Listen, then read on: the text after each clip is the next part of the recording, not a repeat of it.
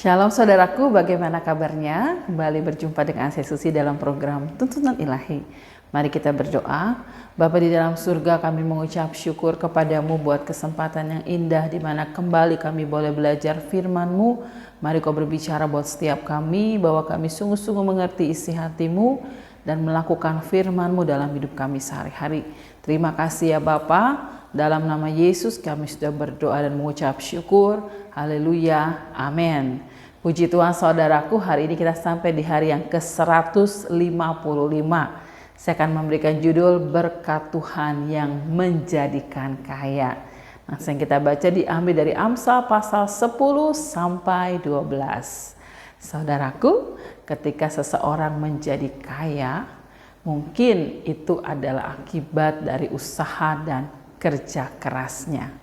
Tetapi ingat, kalau tiba-tiba Tuhan mengambil nafas kita, atau ketika kita kehilangan kesehatan, sekeras apapun usaha kita tidak membuat kita menjadi kaya. Ya, kali ini kita akan belajar dari Amsal pasal 10 ayat 22 yang mengatakan bahwa berkat Tuhanlah yang menjadikan kaya, susah payah tidak akan menambahinya. Ya.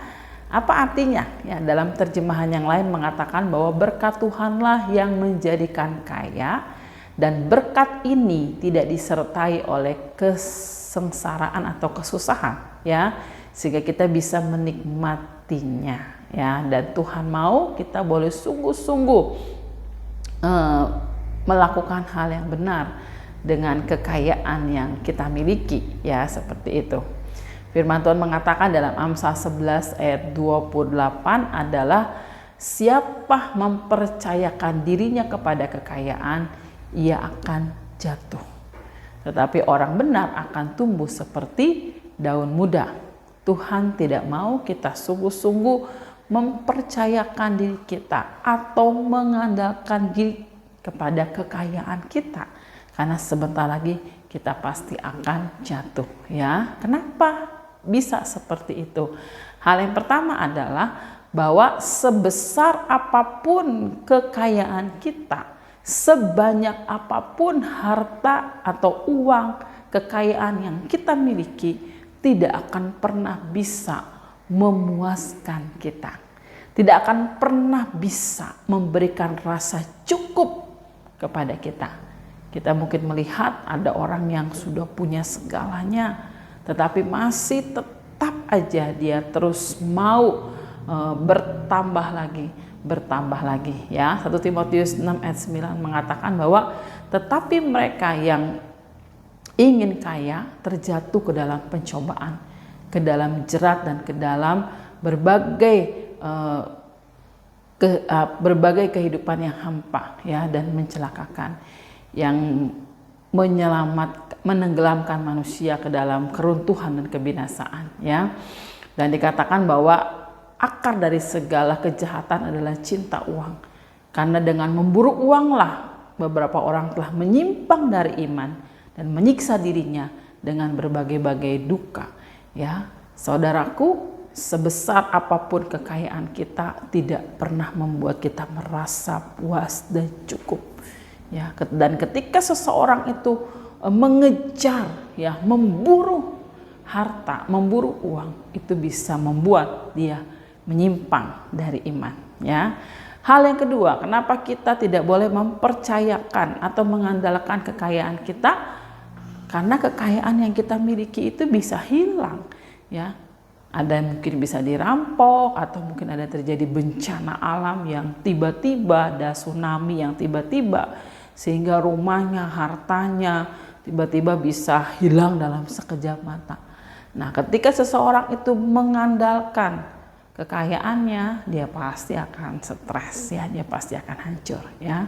Dan kenapa kita tidak boleh mempercayakan diri kita kepada kekayaan kita? Karena kekayaan itu bukan sesuatu yang kekal, ya, sifatnya tidak kekal, sifatnya fana dan sementara, dan kita tidak akan bawa waktu kita meninggal nanti, ya, seperti itu.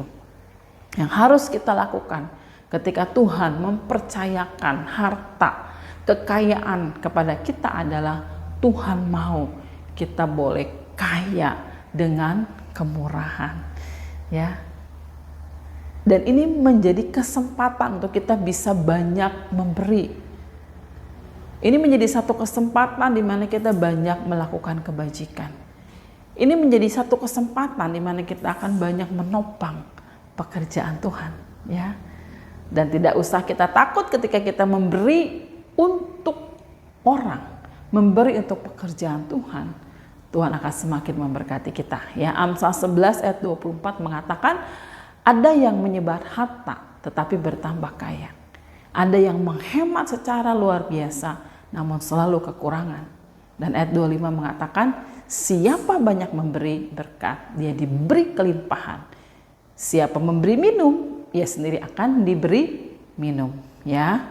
Saudaraku, ketika Tuhan memberkati kita, biarlah kita juga boleh menjadi berkat bagi banyak orang. Kita boleh menjadi berkat bagi pekerjaan Tuhan, ya. Oke, saudaraku, kita diberkati oleh firman Tuhan yang luar biasa saat ini. Dan nas yang akan kita baca besok diambil dari Amsal pasal 13 sampai 15. Tuhan Yesus memberkati kita semua. Shalom.